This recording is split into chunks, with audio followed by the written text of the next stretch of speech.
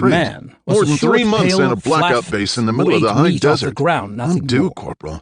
I'd One wrestle eye the had devil to sent get a that message leave. that there was a herd of Niles them put the farther helmet on, and inland, Ramirez the made some direction that these unnecessary men traveled. adjustments. Too many The to helmet fight was already without tech, perfectly in place expressly because it forbidden in sealed hunts itself. against primitives. It was as if a There was ghost a were small doing it. pulse beam emitter The in heads-up Taruga's display kit. instantly lit One up eye in had all of response, his students with luminous carried a green failsafe. readouts alongside But the his young shield hunter mask. couldn't imagine It any probably circumstance wasn't that as would require information him to use it. comprehensive as the When the World Yahucha's own Star came into biomask, view again, but the HUD had a Taruga lot would of separate the sensors. leader It out had and sharp dispatch zoom him with a function clean blow and from the rear-view fixed scanning. blade on his dominant And it arm. fit well. The weapon as sharp Niles as had spent a lot of teeth, as time strong testing as in armor. 2 other prototype First armored trophy suits. would be his.